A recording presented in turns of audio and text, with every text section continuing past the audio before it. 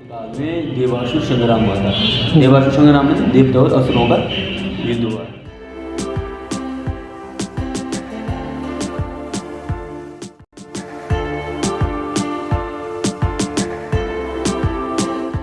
और अब हमारा डिनर हो गया है और अब हम रूम की तरफ जा रहे हैं। और खाना जो था वो काफ़ी टेस्टी था। लिटरली 10 आउट ऑफ 10 दूंगा मैं इसको नंबर, क्योंकि खाना हर चीज़ टेस्ट में बहुत सही थी। भिंडी भी और कढ़ाई पनीर भी, दोनों आइटम बहुत सही थे। और इवन चाय भी जो हमने ऑर्डर करी थी वो भी काफ़ी अच्छी थी। तो और बिल भी अराउंड हमारा 250 के अराउंड आया है, जो कि सही रीज़नेबल है 2 बंदों के लिए। तो हाँ, तो खाना बहुत स्वादिष्ट था, हर चीज़ बहुत अच्छी थी, सर्विस वाले बहुत अच्छे थे। और बस अब मार्केट वगैरह जो है यहाँ पे खुली हुई है, खाने वाने की दुकान और सामान वामान तो खुला है। इस तरफ ज़्यादा बड़ी मार्केट नहीं है, आगे की तरफ थोड़ी और होगी। लेकिन हाँ, जो शुरुआत में ये जो एरिया है वो जस्ट टनल पार करके आप 200 मीटर आगे आओगे, वहीं से शुरू हो जाता है। तो इवन अभी 10:15 के करीबन टाइम हो रहा है, 10:15, 10:20 हो रहा है।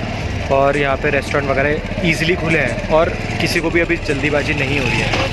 मेरे ख्याल से काफ़ी देर तक यहाँ पे खुले रहते होंगे रेस्टोरेंट वगैरह और होटल्स वगैरह भी। तो ठीक है, यहाँ पे अगर आप थोड़ा लेट भी हो गए पहुँचने में तो एज सच कोई इशू नहीं होगा, हर चीज़ आपको अवेलेबल हो जाएगी ऑन द रोड। ठीक है, चलिए अब रूम पे चलते हैं। और यहाँ पे टेम्परेचर भी अभी नवंबर में इतना ठंडा नहीं है। बीच रास्ते में काफ़ी ठंडा लगा था, जो बीच में वैली आई थी अलमस और ये और जो गांव आए थे। लेकिन हाँ, बाकी चलो हम होटल में चलते हैं अपने। और रूम में आ गया हूँ मैं।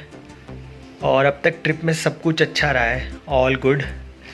और बस ये रहा कि मैंने इस बार 2.5-3 घंटा करीबन अंधेरे में गाड़ी चलाई है, बाइक, जो कि जनरली मैं अवॉइड करता हूँ पहाड़ों पे। वैसे भी रात को मैं अवॉइड करता हूँ कि मैं ना बाइक चलाऊँ। लेकिन इस बार कुछ प्लान ऐसा बना कि देहरादून से हम कल मॉर्निंग में निकलना था, लेकिन हमने सोचा कि आज ही निकल लेते हैं, इस टाइम को सेव कर लेते हैं। और वो आज निकलने का कारण ये था कि गौमुख का जो ट्रैक करना था उसका हमें नहीं पता था कि वो परमिशन दिवाली के आसपास तक ही मिलती है, जो कि अब हमें पता चलेगा कि कब तक मिलती है। तो वो एक मेन ख्याल था दिमाग में, तो सोचा कि आज ही निकल लेते हैं। तो हम लगभग 3 बजे करीब निकले थे और यहाँ 8:30 बजे करीबन पहुँचे। 5.5 घंटे लग गए देहरादून से उत्तरकाशी पहुँचते हुए, जो कि लगभग बाइक में मैंने देखा था 146 किलोमीटर है, जितना भी हम बाइक में चले तो उस हिसाब से 5.5 घंटे लग गए। और अंधेरे में कम से कम मैंने 2.5 से 3 घंटा, क्योंकि वहाँ पे 5:45, हाँ 5:30 बजे करीब अंधेरा हो गया था। तो लगभग 3 घंटा मैंने बाइक अंधेरे में चलाई है। और एक ही पेट्रोल पंप पड़ा था बीच में मसूरी से, जो कि मेन आपका जब चिनाली सौड़ तक आप पहुंचते हो तो जो मेन बीच का जो गांव आते हैं, वैली वगैरह आती है नीचे की पूरी, वहाँ पे एक ही अलमस के पास एक पेट्रोल पंप पड़ा था। जो उसके बीच में मुझे कोई पेट्रोल पंप नहीं दिखा, तो जो भराना चाहते हैं वहाँ भरा सकते हैं। सफ़र काफ़ी अच्छा रहा है यहाँ तक का, क्योंकि रोड काफ़ी अच्छी थी। ये तो मैं मानूंगा ही कि बीच की पूरी मसूरी से लेके ये जो आपका अलमस वगैरह सब कुछ पड़ता है, रोतू की बेली, ये सब गांव पड़ते हैं, ये सब रोड बहुत ही सही बनी हुई है, एकदम अच्छी बनी है ये चिनाली सौड़ तक। उसके बाद मैंने बताया होगा कि 5-10 किलोमीटर का रफ़ पैच होगा। अब हमारे पास 2 ऑप्शन बन रहे हैं। पहला ऑप्शन ये कि हम यहाँ से सुबह परमिशन लें ऑफिस जाके कि गौमुख का ट्रैक हो रहा है कि नहीं हो रहा है, जो कि 10 बजे खुलेगा ऑफिस।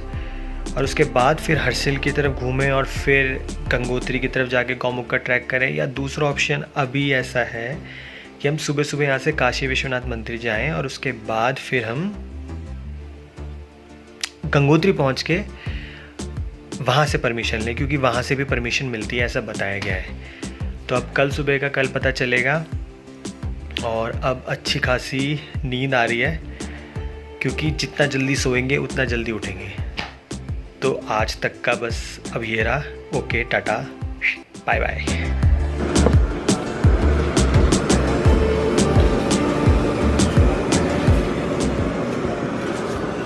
वेरी वेरी वेरी बढ़िया गुड मॉर्निंग उत्तरकाशी की।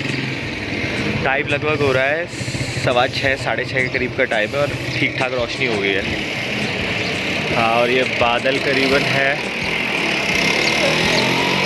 लेकिन आई होप सूरज आ जाए तो सही रहेगा ट्रैवल करने में। चहल पहल शुरू हो गई है। मैं तो चाय का पता करने आया था सुबह सुबह। यहाँ टेम्परेचर रात को ड्रॉप था, यहाँ ठंड हो रही थी अच्छी खासी। ठीक है, चलो अब चाय का इंतज़ाम तो हो गया है, बोल दिया है भैया को। अपने फ्रेंड के लिए भी लेके जाता हूँ, सो रहा है वो तो। लेकिन सही है, अभी यहाँ से हमें बस रेडी होना है और अभी पहला एम तो यही है कि काशी विश्वनाथ के मंदिर जाना है, जो कि हम कल भी गए थे। लेकिन कल मंदिर में कोई था नहीं क्योंकि रात हो गई थी तो सब कुछ बंद ही था। वैसे भैया बोल रहे थे कि यहाँ पे और टाइम खुला रहता है, लेकिन आजकल टूरिस्ट वगैरह इतने नहीं है तो अभी बंद हो जाता है वो। देखो ये होती है ना मॉर्निंग यार, जिसमें चिड़िया की चहकने की आवाज़ आए, ठंडी ठंडी हवा चले, लोगों की अच्छी चहल पहल लगे। ऐसा नहीं कि बस शहर की तरफ चिड़ियों की भी आवाज़ नहीं आ रही और वो सुबह सुबह ट्रकों की आवाज़ पैं मुँह पैं, जो कि बहुत ही बेकार लगती है। मतलब यहाँ भी गाड़ियाँ चल रही हैं लेकिन एक लेवल तक ठीक लगता है कि हाँ जितना होना चाहिए, लेकिन ऐसा नहीं कि जिससे हेडेक हो जाए जिस साउंड से। प्रचंडं प्रकृष्टं प्रगल्भं परेशं अखंडं भजे भानुकोटि प्रकाशं त्रयीशूल निर्मूलनं शूलपाणि भजे भवानीपति भावगम्यम्।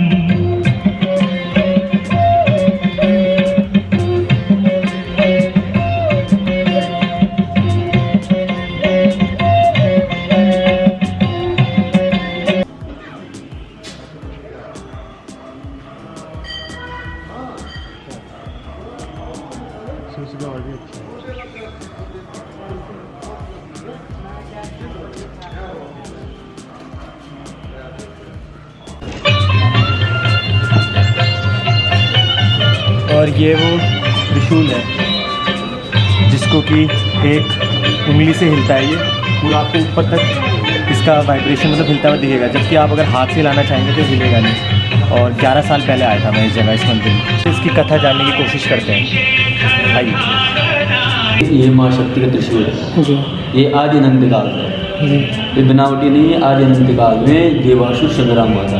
देवासुर संग्राम में देवता और असुरों का युद्ध हुआ।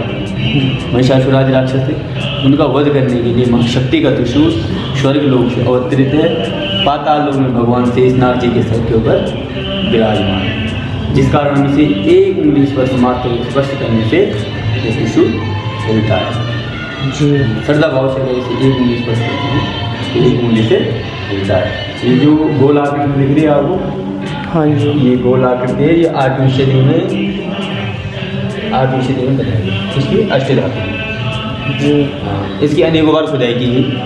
इसकी गहराई का अभी तक कुछ पता नहीं। इस पर भी लिपि लिखी हुई है, वो लिपि भी आज कोई पता नहीं पाया।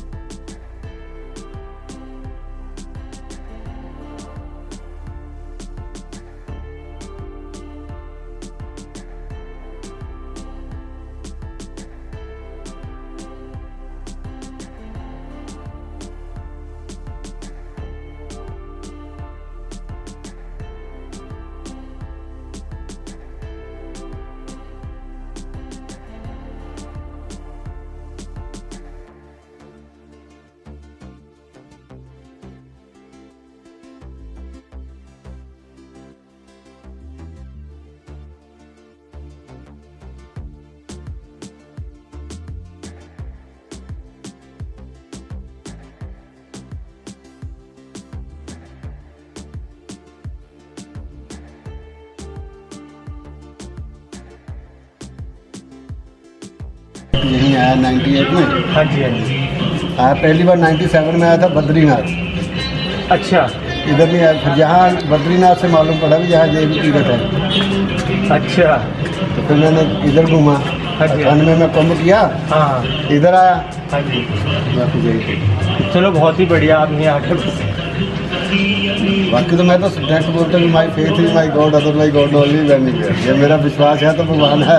माई फेथ इज माई गॉड, और आगे my faith is my God, हाँ जी। Other my God not leave anywhere. God, अच्छा गॉड लीडर, हाँ हाँ हाँ सही बात है। यही बैठिए नारायण सही है, मतलब आपका अच्छा रहा। बस क्या आप मतलब उसके, वैसे तो खैर वो नहीं बोलूँगा, लेकिन उसके बाद आपका थोड़ा शांति हो गया जब आपने ये धारण किया। क्या करें, नहीं नहीं, वो तो समय ऐसा भी आता है कि कोई भरोसा थोड़ी। कोई भरोसा नहीं, एकदम से परिवर्तन आता है। लेकिन ये होगा कि आपको तब जाके आपको ये बात है।